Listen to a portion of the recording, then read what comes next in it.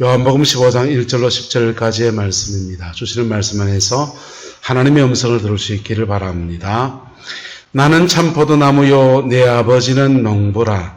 물은 내게 붙어 있어 열매를 맺지 아니하는 가지는 아버지께서 그것을 제거해 버리시고, 무릇 열매를 맺는 가지는 더 열매를 맺게 하려 하여 그것을 깨끗하게 하시느니라.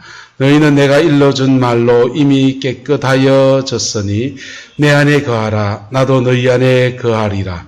가지가 포도나무에 붙어 있지 아니하면 스스로 열매를 맺을 수 없음 같이 너희도 내 안에 있지 아니하면 그러하리라. 나는 포도나무요 너희는 가지라. 그가 내 안에 내가 그 안에 거하면 사람이 열매를 많이 맺나니 나를 떠나서는 너희가 아무것도 할 수 없음이라.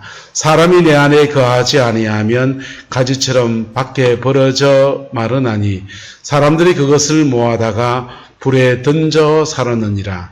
너희가 내 안에 거하고 내 말이 너희 안에 거하면 무엇이든지 원하는 대로 구하라. 그리하면 이루리라. 너희가 열매를 많이 맺으면 내 아버지께서 영광을 받으실 것이요 너희는 내 제자가 되리라. 아버지께서 나를 사랑하신 것 같이 나도 너희를 사랑하였으니 나의 사랑 안에 거하라. 내가 아버지의 계명을 지켜 그의 사랑 안에 거하는 것 같이 너희도 내 계명을 지키면 내 사랑 안에 거하리라.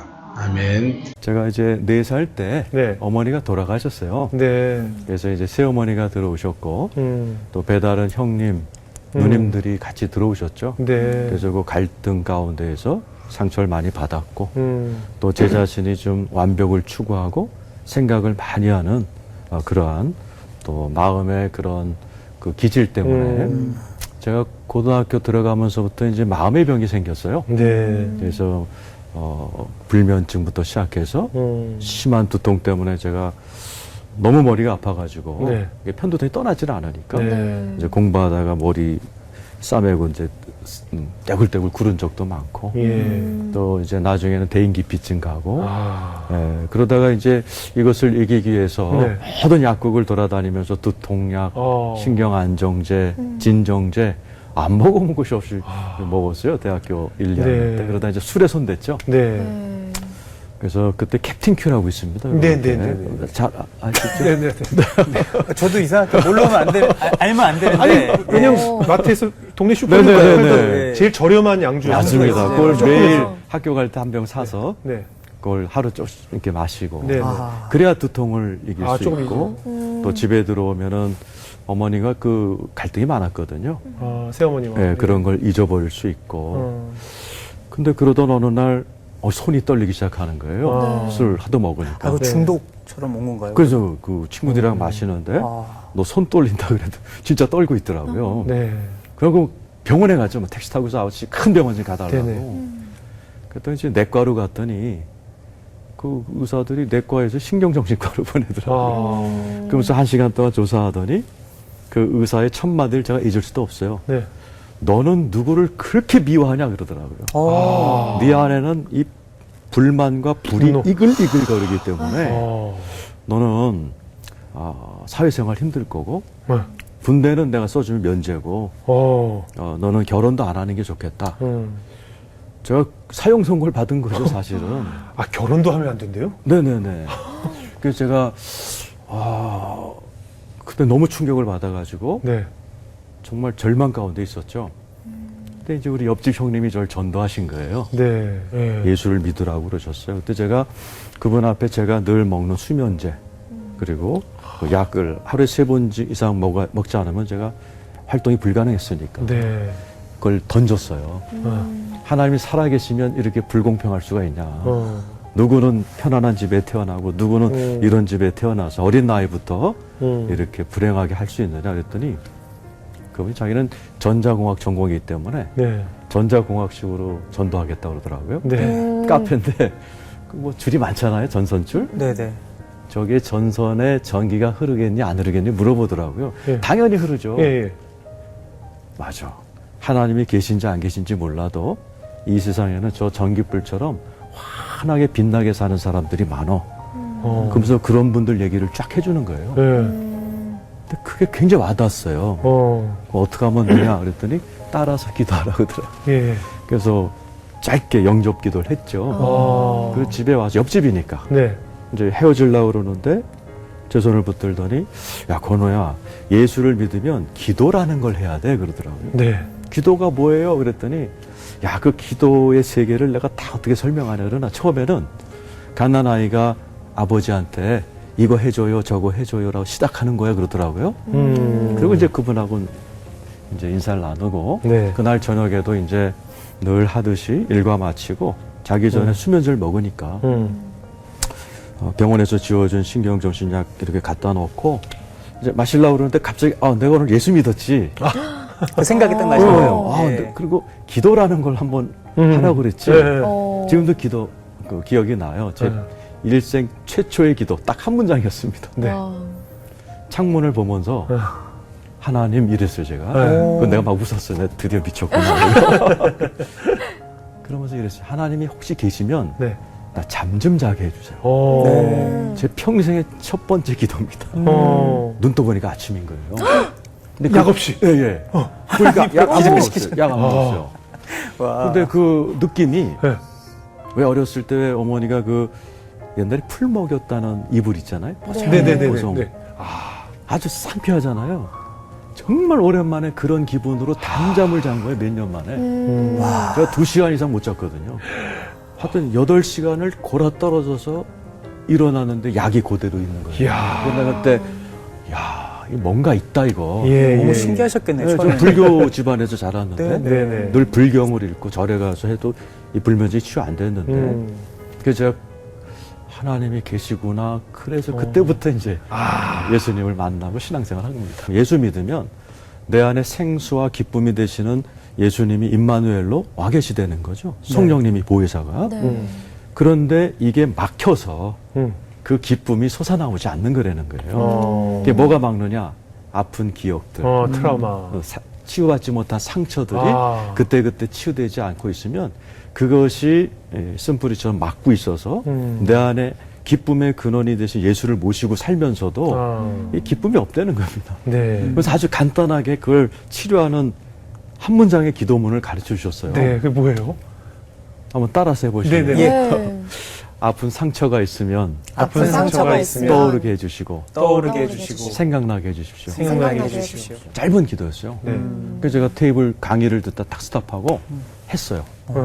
하나님, 내가 지금 나이가 이렇게 되도록 신경정신 약을 먹고 예수 믿은 지 몇 년 돼가는데 기쁨은 없고 혹시 상처가 막고 있다면 이 목사님 말씀처럼 떠오르고 생각나게 해주세요 하는데 7살 때 기억이 탁 떠오르는 거예요. 우리 아버지가 출근하시자마자 우리 새어머님이 이제 옆에 있던 걸레통으로 제 머리를 딱 때리는 장면이었어요. 근데 내 안에서 그 기억만 떠오르는 게 아니라 그 서러움이 확 올라와요. 근데 그 목사님이 강의 도중에 이랬어요. 어렸을 때 울 때 울지 못하면 나이가 들어서 몸뚱아리가 운다는 거예요. 암 걸려서 울고 두통으로 울고 정신질환으로 울고 네. 울 때 울어야 된다는 거죠. 공감이 확 근데 되네요. 저는 좋네요. 우리 어머니가 이제 울지도 못하게 하셨거든요. 아. 그래서 20여 년이 지난 제가 그 어린아이의 심정으로 실컷 울었어요, 그냥. 울래니까 목사님이 예. 살고 봐야 되니까 네. 시키는 대로 그 7살로 돌아가서 막 울었어요. 네. 근데 느낌이 어떤 느낌이냐? 하나님이 다 알고 계셨네? 네. 이런 위로가 오는 거예요. 또 한편으로 시원하고. 그래서 그 다음 날도 했어요. 네네. 아픈 상처가 있으면 생각나게 해주시고 떠오르게 해주세요. 또 기억이 떠오르는데 한 달, 2달, 석 달 매일같이 나중에 가족도부터 아침 저녁을 하는데 우리 어머니한테 맞은 기억만 8개월째. 그래서 제가 사람이 웬만해서 망가지는 게 아니구나. 이런 기억들이 아까 질문하신 뿌리가 돼서 사람이 이렇게 병이 드는구나. 8개월째 되는 어느 날 토요일이었어요. 그래도 이게 완전히 뭔가 뻥 뚫린 느낌이 없어서 그날도 제가 하나님께 기도했죠. 내 아픈 상처가 있으면 좀 떠오르게 해주세요. 아픈 기억이 있으면 떠오르게 해주세요. 하는데 국민학교 3학년 어느 아침이 떠올랐어요. 네. 시계도 보여요. 7시 38분. 이야. 그래서 저 자고 있었어요. 근데 우리 새어머니가 문을 꽝 열고 들어오더니 자고 있는 제 얼굴을 발로 막 밟으셨어요. 아이고. 그래서 저는 벌떡 일어나서 울고 있고 또 운다고 또 혼나고 그런 기억이 떠오르는데 그날은 제가 예수 믿은 지 4년밖에 안 됐을 때라 네. 제 마음에서 이게 은혜가 올라와야 되는데 살기가 올라왔어요. 아, 그러니까 오히려. 네, 그러니까 예. 어머니, 내가 8개월째 그런 기억만 떠오르니까 예. 나 우리 어머니하고 한판 해야 되겠다. 그럴 수 있어요. 벌떡 일어나서 예. 어머니 방으로 뛰어내려갔어요. 네. 참 감사한 건 어머니가 안 계셨고 저는 진짜 그 의자를 들어서 어머니 방을 다 때려부셨습니다. 그 막 소리를 지르면서 나한테 어떻게 이렇게 할 수가 있냐고. 근데 예수 믿고 제가 하나님의 음성을 그날 처음 들었어요. 오해하지 마세요. 네네. 저도 신학 박사고 하나님의 음성이 네. 뒤에서 내 이름을 2번 부르시는 거예요. 네. 건호야 그러시는 거예요. 내가 들어보니까 아무도 없는데 알겠는 거예요. 예. 하나님의 음성이라는 거를 질문을 하세요. 네 새어머니가 널 왜 이렇게 때렸는 줄 아느냐 그러시더라고요. 네. 질문하시길래 지금 같으면 내가 멋있게 대답하죠. 네. 주여 듣겠나이다 뭐 이럴 텐데 나도 모르게 내 입에서 원래 못된 경상도 여자잖아요. 죄송합니다. 그래서 별로 제가 지금 경상도 대구에서 목회하고 있습니다. 네. 우리 어머니는 경상도 진주 분이거든요. 네네. 솔직히 그 당시 표현으로. 예. 네네네, 그랬어요. 네. 그랬더니 바로 아니다. 네 새어머니도 상처받아서 그렇다 그러시는 거예요. 근데 내 눈앞에 우리 새어머니 일생이 주마등처럼 지나갑니다. 영화처럼. 우리 어머니도 이대 법대를 나오신 엘리트세요. 예. 근데 한번 버림을 받으셨어요. 그리고 우리 아버지랑 만나서 자기가 낳은 아들, 자녀 셋, 배다른 우리 다른 여자가 낳은 셋, 6명을 키우시는 어머니 인생 영화처럼 지나가는데 네. 처음에요. 저기서 파도 같은 뭔가가 내 마음에 들어올 것 같은데 불쌍하다는 생각이에요. 처음으로 무섭고 공포의 대상이었던 우리 어머니가 불쌍하다는 생각이 확 밀려 들어오는 거예요. 그러면서 아유 우리 엄마 불쌍해. 그런데 내 배에서 뭐 이렇게 큰 고구마 같은 것이 이렇게 하나씩 올라와 기차처럼 네. 그 입을 열고 탁 나가고 입을 열고 탁 나가고 네.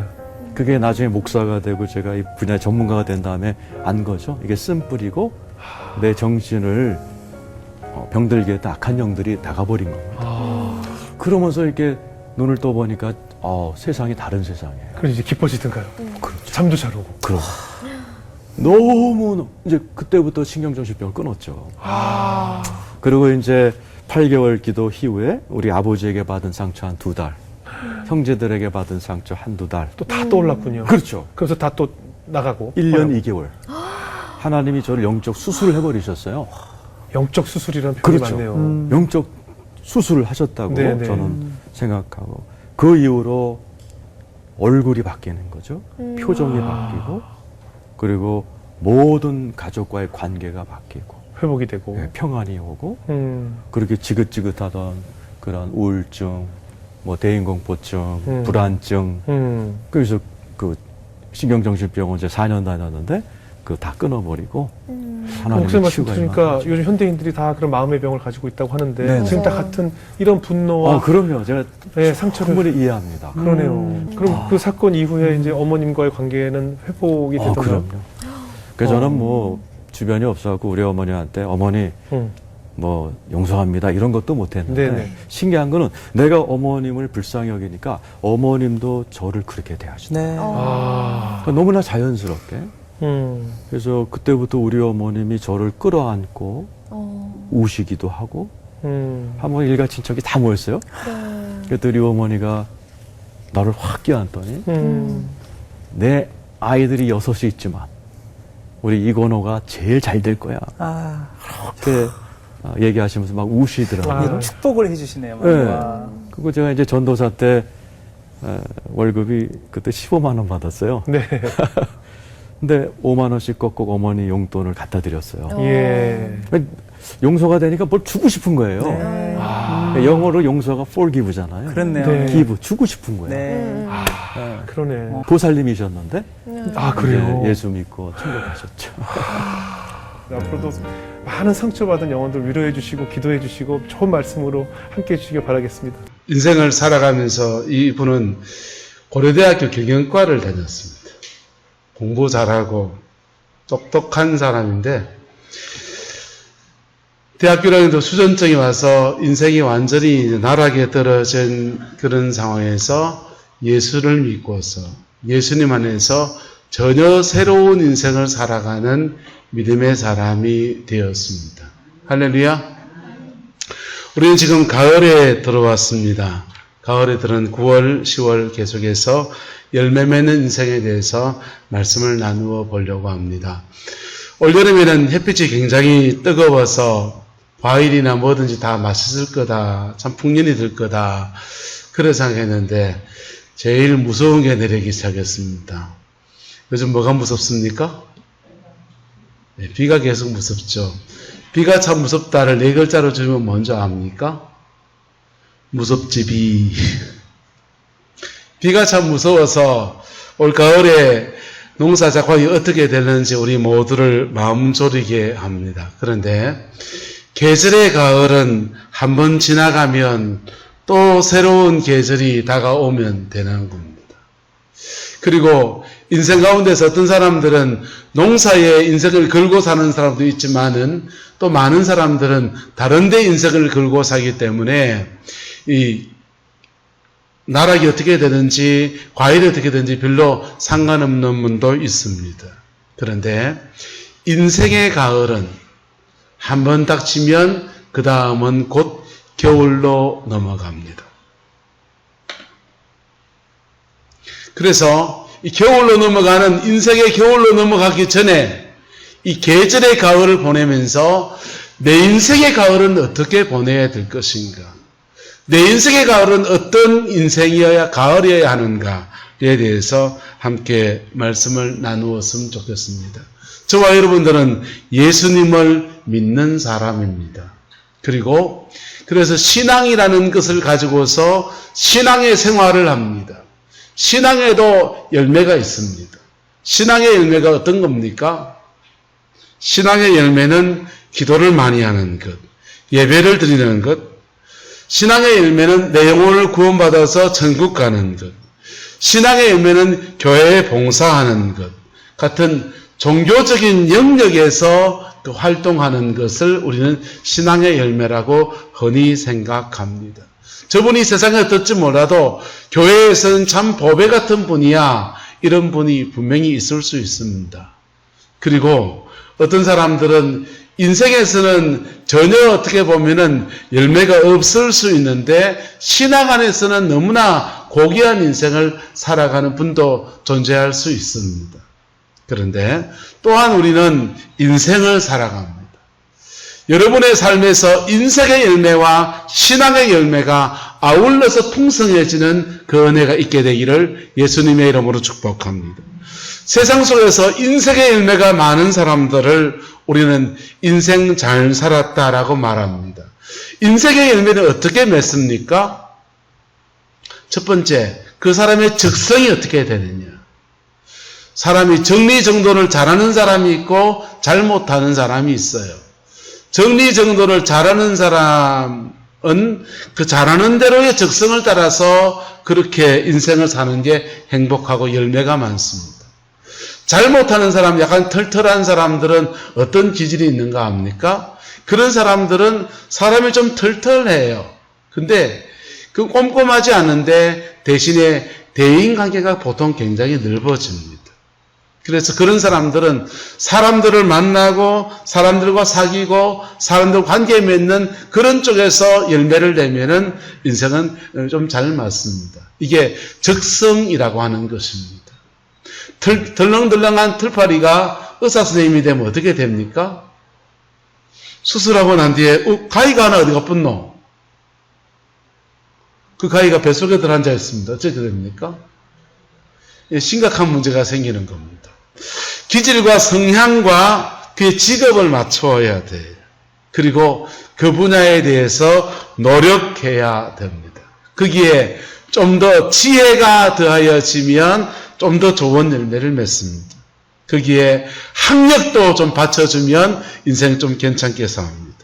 거기에 건강까지 더해지면 그냥 그칠 것이 없이 그냥 앞으로 차고 나갑니다.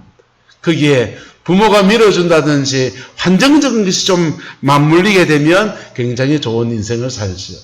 거기에 인간관계가 풍성하면 정말 날개를 단 인생을 살아갑니다. 그게 세상에서 인생의 열매를 맺는 방법들입니다. 여러분은 지나간 인생에서 어떤 인생의 열매를 맺어왔습니까? 인간관계가 조금 이렇게 딸리시는 분들은 사업을 하시면 안 돼요.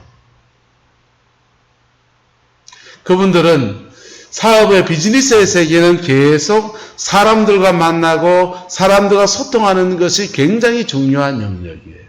그게 약하면 그분들은 전문적인 영역으로 인생을 뻗어가야 돼요. 그래야 자기 적성에 맞는 일을 하는 겁니다. 스트레스를 너무 많이 받는 성향이면은 그런 스트레스 너무 많이 받는 그런 일을 하면 본인이 너무 힘들어요. 그래서 자기 적성에 맞는 일을 찾아가야 합니다. 그런데 그래서 인생의 열매를 잘 맺은 사람들을 우리는 세상 속에서 가끔씩 봅니다. 바닷가니까 바닷가의 식당들 속에서 이거 참 괜찮은 아이템 잡아서 짜먹는가요 작년에? 동백꽃 피무렵에 맞춰가지고는 떠가지고는 그냥 돈 많이 벌 수 있고 인생의 열매를 그 나름에 거둘 수가 있는 것이죠. 그런데 오늘 저와 여러분들은 신앙 안에서 인생을 살아내야 될 사람입니다. 신앙 안에서 뭘 살아내야 될 사람은요? 인생을 살아내야 될 사람입니다. 그래서 신앙 안에서 인생을 살아내려면 인생에도 열매가 맺고 신앙 안에서 인생에 더 좋은 열매를 맺는 삶을 살아내려면 어떻게 해야 되냐 이겁니다. 그것은 오늘 성경의 말씀이 힌트를 주고 있습니다. 나는 참 포도나무요 너희는 무엇이라고 합니까? 가지다 라고 말합니다. 예수님은 참 포도나무시고 그 참 포도나무에서 우리는 접붙여져 있는 붙어있는 가지와 같은 존재라고 하는 것입니다. 바로 신앙 안에서 인생의 열매를 잘 맺는 방법은 뭐냐 하면 따라서 주님께 붙어 있어야 합니다. 주님께 붙어 있는 삶이 되어야 합니다. 인생을 잘 살기 위해서 내 적성에 맞는 일을 찾아내고 내가 거기에 노력하고 거기에 온갖 머리를 짜내어서 지혜를 찾아내고 그래서 그에 걸맞는 삶의 틀을 만들어가는 것 인생의 열매를 잘 맺는 중요한 방법이에요. 그 방법에다가 뭐가 같이 되어야 되겠냐? 하나님의 도우심과 주님의 임재가 함께하는 생이 될 때 인생의 열매가 신앙 안에서 풍성해지는 역사가 일어나게 됩니다. 하나님은 역사를 주관하시는 분이세요. 그래서 시편 127편 말합니다. 여호와께서 집을 세우지 아니하시면 세우는 자의 수고가 뭐하다고 합니까? 헛되고 여호와께서 성을 지키지 아니하시면 파수꾼이 깨어있는 것도 헛되고 여호와께서 함께하지 않으면 아침에 일찍 일어나서 저녁에 늦게 누우며 수고의 떡을 먹는 것도 헛되다는 것입니다. 그런데 우리가 인생의 열매를 맺으려고 몸부림치는 것 위에 하나님의 도우심과 하나님의 함께하심이 함께할 때 여기는 많은 열매가 맺어지게 되어는 그 복이 저와 여러분의 가정과 삶에 이루어지게 되기를 예수님의 이름으로 축복합니다. 주님께 우리가 붙어 있어야 합니다. 주님께 붙어 있을 때 어떤 일이 납니까? 주님께 붙어 있을 때 포도나무의 뿌리에서부터 그 진액이 가지 끝까지 쭉 흘러오지 않습니까? 그 진액이 우리에게 가지 끝에 있는 가지 끝과 같은 우리에게, 저와 여러분들에게 공급되어지는 거예요. 뿌리가 성부 하나님이라면 줄기는 예수 그리스도와 같은 것이고, 성부 하나님으로부터 뿌리로부터 줄기를 통해서 가지 끝까지 전달되어지는 것은 마치 성령님의 은혜와 같습니다. 그래서 그 줄기에 붙어 있을 때, 예수님께 붙어 있을 때 우리에게는 성령의 역사가 계속해서 흘러들어오고 공급되어지는 그 은혜가 풀어지는 것. 아까 이근호 목사님이란 분은 고려대학교 경영과를 다녔습니다. 경영학과를 다녔는데 고등학교 때부터 신경안정제를 먹고, 그리고도 안 되어서 늘 캡틴 Q, 기억나시는 분들 계시죠? 이거 드시면서 그렇게 자신의 마음을 달래고 정신을 약간 잃은, 반쯤 잃은 상태로 그렇게 살아야 됐습니다. 그 술을 얼마나 먹었던지 수전증이 와가지고 알코올 중독이 돼서 위장 빵꾸 나겠다 싶어서 병원 갔더니 신경과 가서 너 누가 그렇게 미워하느냐, 그 얘기 들은 겁니다. 그래서 예수 믿었는데, 그렇게 해서 예수를 믿게 되었는데, 그러나 그의 영혼에 예수 믿는데도 불구하고 막혀있는 것이, 뭐가 막혀있습니까? 성령의 역사가 그의 영혼 속에 솟구쳐 오르는 역사들을 막고 있는 뭔가가 있는 거예요. 그것을 이분은 간단한 기도 가지고서 붙들고 근 1년 가까이 기도의 실험을 했습니다. 아까 들었죠? 뭐라고 그랬습니까? 상처가 있으면 뭐하게 해주세요? 생각나게 해주세요. 원래 이분이 집회를 가면 이렇게 말해요. 따라서 죄가 있으면 기억나게 하시고, 상처가 있으면 떠오르게 해주세요. 죄가 있으면 기억나게 하시고, 상처가 있으면 떠오르게 해주세요. 이렇게 기도를 시킵니다. 그 기도를 이분이 8개월을 하면서 자기 어머니로부터 받은 모든 상처가 다 풀어집니다. 다 풀어질 때 뱃속에서 고구마 같은 게 2개가 이래 올라오면서 악한 영이 자기의 몸에서 나갔다는 거예요. 여러분, 예수 믿는 사람에게 악한 영이 있을 수 있습니까? 있을 수 있습니다. 어떻게 있을 수 있냐? 예수 믿기 전에 이미 들어와 있던 것. 예수 믿기 전에 이미 들어와 있던 것이 그에게 있는 거예요. 근데 그 악한 영이 있다고 구원 못 받습니까? 예수 믿고서 단잠을 자고 이미 하나님의 은혜를 맛보고, 순복음 교회를 다녀서 불러 하면서 산기도 다니고 박은 기도하러 다니고 그렇게 했는데도 이분이 안 풀어지던 것들이, 죄가 있으면 기억나게 하시고 상처가 있으면 떠오르게 해주세요. 그렇게 기도하면서 자기의 속에 있는 것들을 하나님께 쏟아내기 시작할 때, 토설해 나가기 시작할 때 그게 풀어지면서 신경과 약 다 버리고 새 인생을 사는 은혜가 그에게 주어진 거예요. 할렐루야. 그분의 하나님이 또 누구의 하나님이십니까? 우리의 하나님이십니다. 그 하나님을 안에서 영혼이 자유함을 얻을 때, 예수님께 붙어있는 그 속에서 그 진액이 그 영혼 속으로 흘러들어올 때, 그 영혼 속에 어둠의 것들이 다 떠나가고 그의 인생은 그 자신이 하나님 앞에 제대로 열매 맺는 인생으로 세워지게 된 겁니다. 그 은혜가 너무 좋아서 이분이 신학을 하고 목회자의 길을 걸었습니다. 목회자의 길을 걸으면서 이분에게는 특별한 은혜가 있는데, 상처받은 사람을 보면 이분은 채유라는 마음, 긍휼의 마음이 넘치는 거예요. 왜? 자기도 그렇게 인생을 살았어. 자기도 그렇게 힘든 인생을 살았고, 그런 사람들 보면 그냥 마음에 미어지는 거예요. 그리고 그 어둠의 권세, 그런 영들과의 싸움에서 싸워야 이길 권세가 그분에게 있거든. 그래서 마음에 깊은 상처를 짊어진 사람들을 만나면 긍휼히 여기고 주님의 사랑으로 그들을 세우는 아름다운 일들을 굉장히 오랫동안 감당했습니다.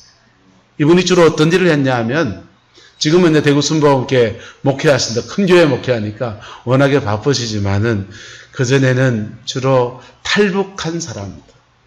이북에서 내려오면서 중국 땅을 지나서 그 베트남이나 라오스나 저쪽으로 이렇게 돌아서 이렇게 오는데 그런 여정에서 수많은 사람의 갈시와 학대와 성폭행과 그 인생의 무거운 짐, 그리고도 나는 여기서 한국에 나왔는데 저 북한 땅에 남아있는 가족들은, 친척들은 나 때문에 곤욕을 치르는 그 죄책감들, 그런 것들에 마음에 응어리진 것들을 풀어주고 회복시키는 내적 치유의 사역을 계속했어요. 굉장히 인격적으로 온화한 분이어서 이분은 순복음교회 목사님이지만은 부산의 호산나 교회 합신처, 사랑의 교회, 서울의 사랑의 교회 그 리더 그룹들에게 따로 하는 내적 치유 과정들을 그렇게 들어가서 그 보수적인 교회에 가서도 내적 치유 사역을 그렇게 하고서 영혼을 섬기는 그런 일들을 했던 거예요. 여러분, 이분은 목사기 때문에 신앙 안에서의 열매를 맺는 인생으로 그렇게 뻗어나갔지만은 저와 여러분의 인생 안에서는 우리가 살아가야 될 삶의 자리는 다양한 것입니다. 사명은 다양한 것입니다.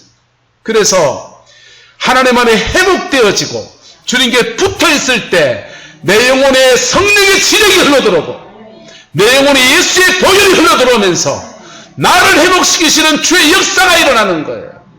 그래서 그때 첫 번째 맺어지는 인생의 열매가, 따라합시다, 내가 열매입니다. 그가 알곡이 되어지는 겁니다. 교회 생활을 하는데 예수를 껍데기만 믿는 사람이 너무 많아요. 십자가에 못 박힌 예수 그리스도, 그랬다 카되 그분이 이제 모든 죄를 짊어지셨습니다. 그랬다 카되 그분이 나의 죄를 위해 짊어지셨다고, 나 때문에 부활하셨고 나를 위해서 지금도 성천하셔서 하나님보다 우편에서 기도하시는 분이시라고, 두 눈 시퍼렇게 뜨고 살아계신 분이시라고. 근데 그분을 그저 카드라처럼 믿는 분들이 교회 안에 꽤나 많이 있습니다. 그분을 만나는 은혜가 있게 되기를 예수님의 이름으로 축복합니다. 어떻게 만납니까? 아까 줬잖아요.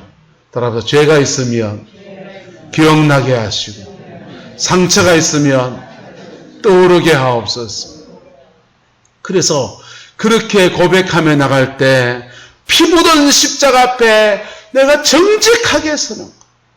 그래서 무슨 상처든지 무슨 인생의 짐이든지 무슨 죄든지 보일의 능력 안에서 새로워지는 은혜가 그에게 쏟아지는 것. 그게 내가 열매가 되는 것. 그 내가 열매가 되고 내가 알곡이 되어질 때 그 다음부터는요, 하나님의 은혜 붙들고 내가 손잡아주는 사람들에게 하나님이 나를 통해서 성령의 지력이 흘러나갑니다.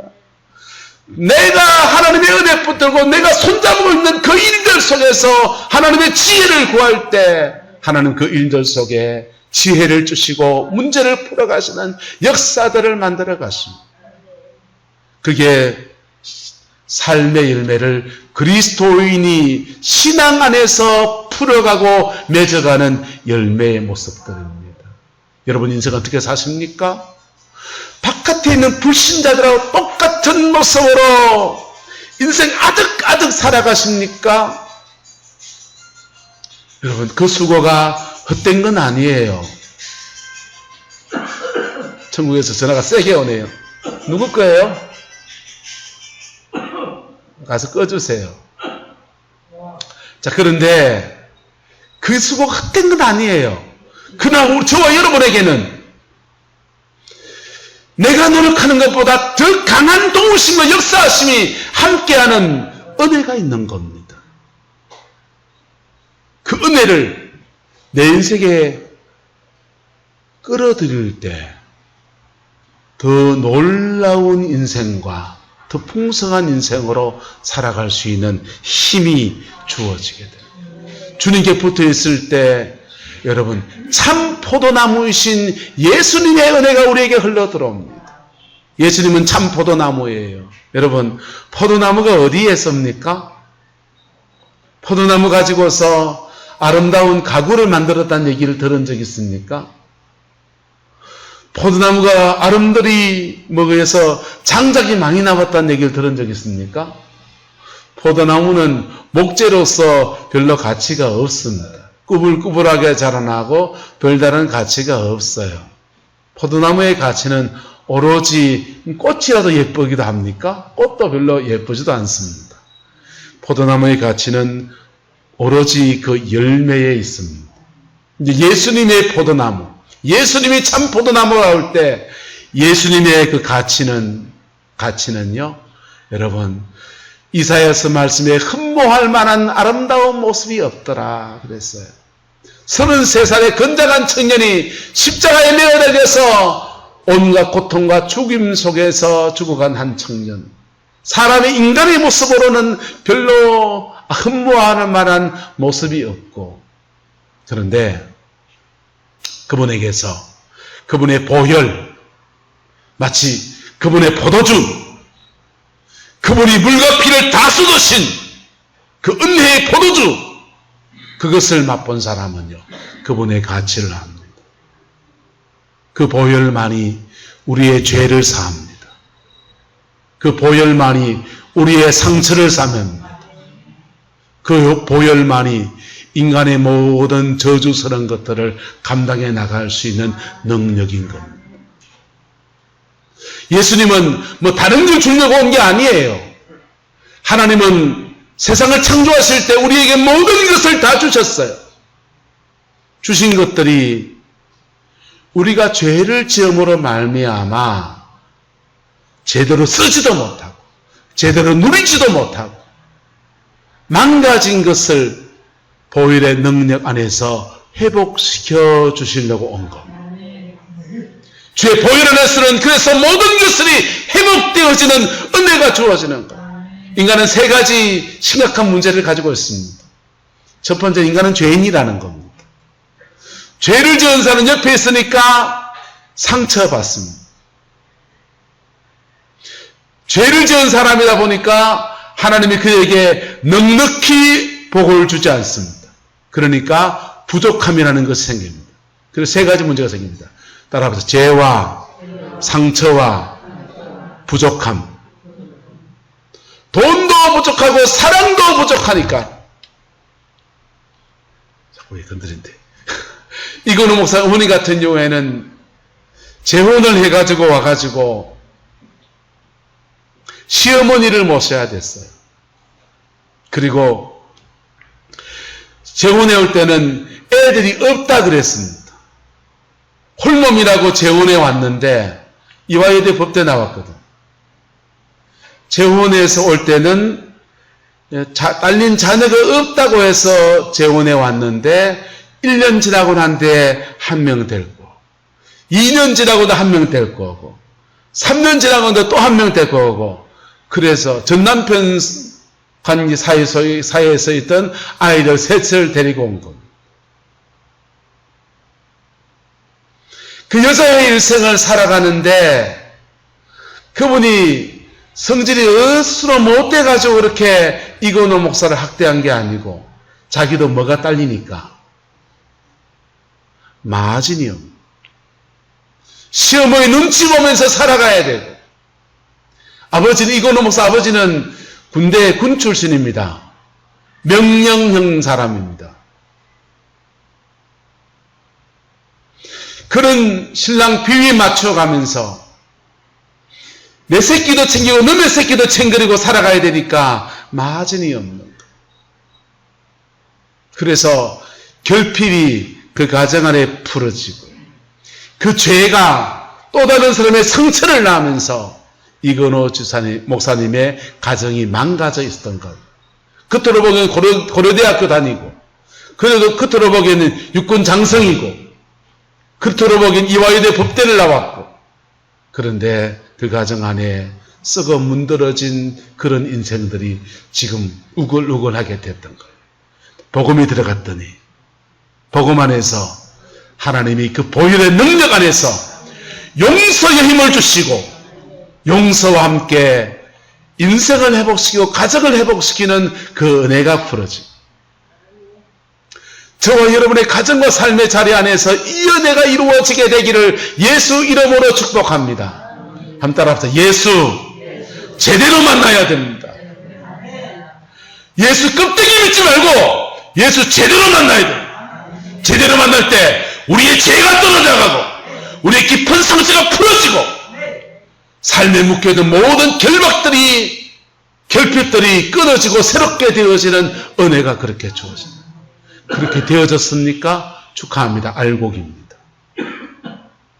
그 알곡이 되고 난 뒤에 그 은혜 아래에서 내가 손잡는 사람마다 회복이 일어납니다. 그 은혜 아래에서 내가 하는 일에 하나님의 도우심을 구할 때 하나님이 지혜를 주서 열어주시기도 하고 만남의 축복을 주서 열어주기도 하고 하면서 인생의 열매가 신앙 안에서 부러지는 거예요. 저와 여러분의 인생이 되기를 예수님의 이름으로 축복합니다. 그래서 문제의 열쇠는 누구한테 있습니까? 나한테 있는 거예요. 나한테 있는 거예요.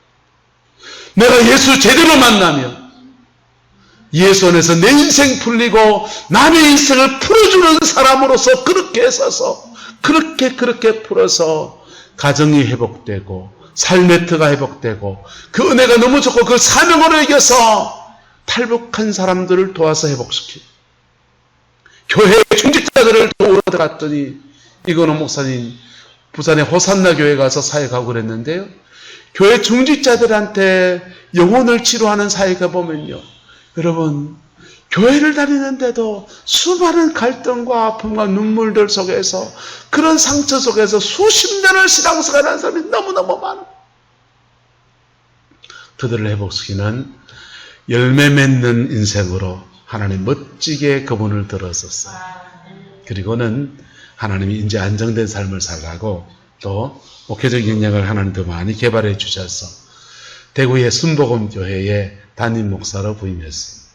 부임한 지 꽤 됐어요.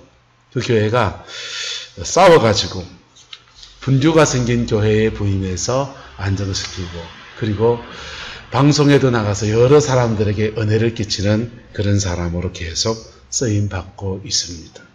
여러분 예수님께 붙어 있읍시다. 그리고 내 상처 내 아픔 가지고 주님 앞에 깊이 나가십시다. 깊이 나갔습니까? 알곡이 됐습니까? 축하합니다. 그리고 내 삶의 자리에서 내가 하나님 손 붙잡고 그 문제 하나님 앞에 씨름합니다. 그럴 때요 그 문제 속에 역사하시는 하나님의 은혜가 막 일어나기 시작합니다. 야곱이라는 사람이 사람 하나 의지할 수 없는 이역만리 타향의 외삼촌 라반의 집에 장가가겠다는 놈이 하면 안 되지만 어쨌든 장가가겠다는 사람이 결혼 지참금 한 푼도 가지지 않고 장가가겠다고 그렇게 뚫레뚫레 간 겁니다. 처음에는 그 멀리 이삭이 그래도 부자니까 뭐라도 오겠지라고 생각했을 수 있습니다. 시간이 지나 보니까 본색이 다 나옵니다. 거기서 형하고 무슨 갈등이 있어가지고 쫓겨서 목숨만 살리려고 도망치듯이 와가지고는 장가가겠다고 합니다.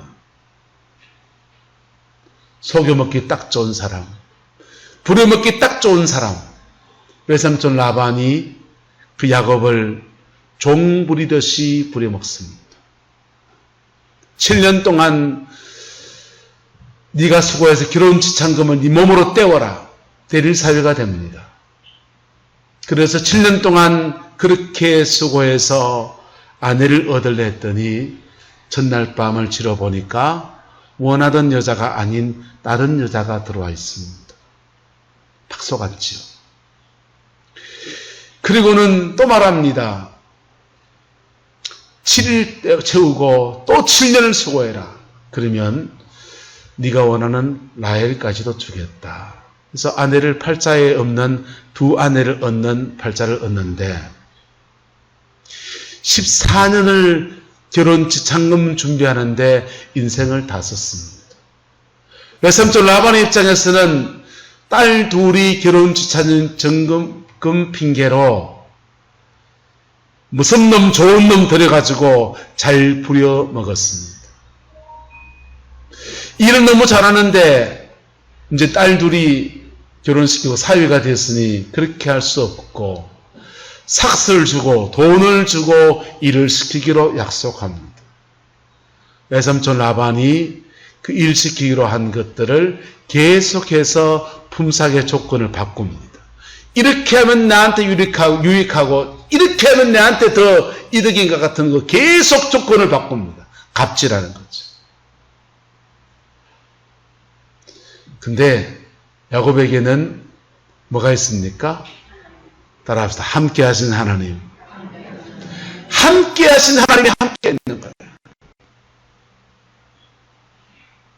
그 전까지 야곱이 간절하게 기도했다는 말이 별로 안 나옵니다. 흘러가듯이 그냥 인생을 살아가고 있는데 너무나 억울한 일 닥치니까 기도하지 않고는 다른 길이 없으니까 하나님의 은혜를 구합니다. 주님의 은혜를 구했더니 하나님 손 붙들고 내 손 내밀어서 그 문제를 찾아가지고 그 문제 속에서 답 달라고 기도했더니 하나님께서 신묘막측한 답들을 주기 시작합니다. 신풍나무 가지를 꺾어서 거기 꽂아두라 그러고 그렇게 하면서 계속해서 소골 위기들을 역전시켜서 계속 야곱의 재산을 증가시켜 줍니다. 라반이 몰랐습니다. 야곱이 인생의 열매를 맺는 또 다른 방법이 있다는 것을. 죄송합니다. 야곱도 본인을 몰랐습니다. 이역만리 타양에 결혼 지참금 한 푼 가지지 않고, 죄송합니다. 경상도 말로 불알 두 쪽만 가지고 장가온 주제. 그 신세인 거예요. 그래서 세파에 이리 휘둘리고 저리 휘둘릴 수밖에 없는 그런 존재라고 그런 생각했습니다. 그런데 그의 안에는 누가 계시고 하나님 계시고 야곱이 그 하나님의 도우심을 입기 시작하면서부터 인생은 전혀 다른 양상으로 바뀌어지는 거예요. 그분의 하나님하고 우리 하나님이 다른 분이시죠? 그분의 하나님이 바로 우리의 하나님이십니다. 그분의 하나님이 우리 위해서 자기 아들을 아끼지 아니하시고 내어주신 바로 그 하나님이십니다. 로마서는 말합니다. 자기 아들을 아끼지 아니하시고 우리 모든 사람을 위해서 선물로 내어준 그 하나님께서 우리에게 모든 것을 선물로 주지 아니하시겠느냐. 여러분, 그 출발은 어디서 시작합니까? 주님께 붙어있는 것. 주님께 붙어있으면서 그분의 공급하심, 그 보혈의 공급하심 안에서 내 인생을 새롭게 하시고, 그리고 그 성령의 공급하심 안에서 내 인생을 뻗어나갈 때 이렇게 전혀 다른 열매를 맺는 인생이 되어지는 겁니다. 여러분의 인생의 가을이 이렇게 풍성해지게 되기를 그리스도의 이름으로 축원합니다. 기도하겠습니다. 좋으신 아버지 하나님, 주의 나라가 이루어지기 원합니다. 주님의 그 뜻이 응하여지기를 원합니다. 성광의 모든 성도들 속에서 삶의 모든 자리들마다 하나님 손 붙들고 믿음으로 나가는 여정마다 하나님께서 함께 하시고 열어주시고 펼쳐가시는 놀라운 은혜가 있게 우리 하나님 주장하여 주시옵소서. 여호와께서 함께해 주시기 원합니다. 우리의 모든 삶에 형통으로 역사해 주시고 이 가을 하나님 가을거지의 모든 불안한 것들을 제하여 주시고 기쁨의 추수의 영광으로 나아갈 수 있게 또한 은혜를 허락하여 주시옵소서. 주께서 함께 해주시기 원합니다. 지금은 우리 구주 예수 그리스도의 은혜와 우리 하나님의 그 크신 사랑하심과 성령 하나님의 내주교통 역사, 충만하신 역사가 오늘 믿음으로 예배를 드리고 주님 안에서 열매 맺는 남은 생을 소망하며 나가는 성광의 모든 성도들 위에, 가정과 삶의 모든 자리들 위에 지금부터 영원토록 함께 계시기를 간절히 축원하옵나이다. 아멘.